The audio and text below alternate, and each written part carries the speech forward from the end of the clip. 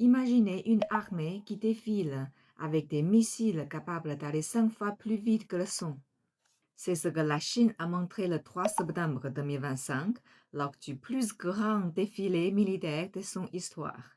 Et selon les spécialistes, ce n'était pas juste un show. Le vrai message est très clair. Vous avez le choix entre la paix et la guerre. Vous savez, ce n'était pas juste des chars qui roulent et des soldats qui marchent au pas. Non, c'était un show millimétré, une démonstration calculée pour impressionner et surtout pour envoyer un message. Parmi les nouveautés, un missile hypersonique capable d'aller 5 fois plus vite que le son. C'est comme Paris à Marseille en 2 minutes. Impossible à arrêter.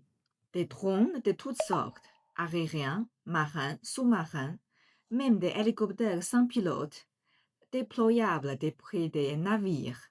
Et le clou du spectacle, un missile nucléaire que Pékin dit capable d'atteindre n'importe quel point de la planète.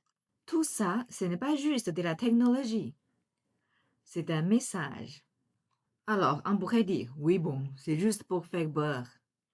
Mais en vrai, c'est beaucoup plus profond. Hein? Premier message, la crédibilité stratégique. La Chine dit aux États-Unis, oubliez la Chine des années 70-80 qui copiait vos avions. Aujourd'hui, nous avons nos propres jouets. Et ils sont peut-être même en avance. Un exemple concret. La Chine teste déjà des avions de 6e génération. Les Américains, pas encore. La Chine monte des missiles hypersoniques opérationnels, les autres toujours en phase de test. En clair, vous jouez sur la qualité. Désormais, on est là aussi. Et pour nous qui regardons de loin, c'est un message clair. La Chine ne veut plus être une grande puissance régionale, elle veut être une puissance mondiale. Et ce défilé n'arrive pas par hasard. Juste avant, il y a eu le sommet de Tianjin avec plein de chefs d'État invités. Pékin a déjà préparé le terrain diplomatique. Le défilé, c'est la cerise sur le gâteau. Regardez, on a les ambitions, on a la diplomatie et on a les moyens militaires pour suivre. Et derrière ces images impressionnantes, il y a une phrase qui résonne. Vous avez le choix entre la paix et la guerre. Traduction simple. Choisissez la paix et acceptez la Chine à sa place naturelle dans le monde. Choisissez le conflit et vous trouverez un adversaire prêt. Certains observateurs y ont vu aussi un message régional, car dans ce défilé, on a aperçu des véhicules amphibies comme des bateaux qui marchent, capables de grimper sur une plage. Des troupes aéroportées et des systèmes capables de neutraliser rapidement des menaces aériennes ou balistiques. En clair, Pékin rappelle qu'il dispose des moyens nécessaires pour assurer la défense de son territoire et la stabilité de la région.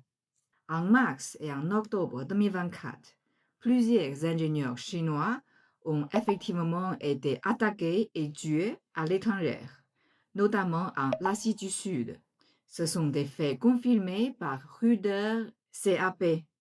Et aujourd'hui, la Chine dispose déjà d'unités entières équipées de drones, de robots quadrupèdes et de systèmes télécommandés. Certains analystes disent que dans un contexte semblable, une telle attaque pourrait être neutralisée en quelques jours seulement et sans perte humaine. Alors, quand on entend dire que la Chine manque d'expérience réelle, disons simplement que les faits et les capacités actuelles parlent d'eux-mêmes. Mais attention, c'est cela, il faut être malin. Hein? Ce défilé n'est pas une menace directe, c'est surtout une dissuasion. Ce qui compte, ce n'est pas la guerre, c'est la paix garantie par la force. Ces armes sont tellement puissantes qu'on espère justement ne jamais les voir en action. C'est comme un gros cadenas devant une porte. Le but, ce n'est pas de l'utiliser, c'est d'empêcher qu'on ait envie d'essayer de forcer la porte.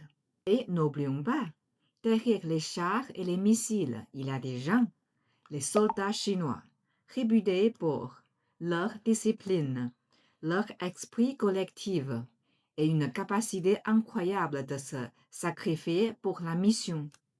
Donc, le vrai message de Pékin, c'est nous avons les moyens, mais notre préférence reste la stabilité et la coopération. Alors, pourquoi je vous raconte ça aujourd'hui? Parce que ce défilé est comme un miroir. Il reflète une Chine qui affirme sa puissance et son rôle sur la scène mondiale. Et pour nous, francophones, entrepreneurs, cadres, c'est un signal. Le futur se construira avec la Chine, pas sans elle. Et vous le savez déjà, vous, entrepreneurs francophones, vous avez prouvé votre intelligence, votre créativité, votre capacité à réussir dans n'importe quel contexte. Et c'est là qu'il faut être clair. Ce que j'ouvre, c'est un accélérateur de relations avec la Chine. Banco de Chinois générique, non. J'élabore avec vous un programme sur mesure, adapté à votre secteur, vos partenaires, vos besoins réels. Concrètement, ça veut dire du vocabulaire ciblé business, des clés culturelles précises et des stratégies de communication pratiques. Résultat, vous gagnez du temps, vous évitez les erreurs coûteuses et vous avancez plus vite vers l'essentiel. Des partenariats solides et rendables dans votre domaine d'activité. Et pour commencer, j'ai préparé un cadeau, un guide pratique intitulé 100 expressions pour réussir en Chine. Pas de théorie compliquée, seulement des phrases simples, venues du terrain, que vous pouvez utiliser dès demain dans vos mails, dans vos réunions ou vos discussions. Le lien est juste sous la vidéo. Téléchargez-le maintenant, parce que vos concurrents sont peut-être déjà en train de le lire. Je m'appelle Xue, directrice des pôles chinois Xue ici en France. Depuis plus que 20 ans, j'aide les entreprises francophones à mieux comprendre, mieux communiquer et mieux réussir avec leurs partenaires chinois.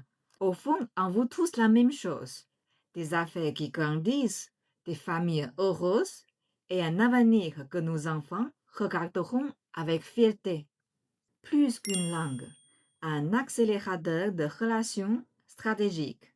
Alors, bienvenue et à très bientôt.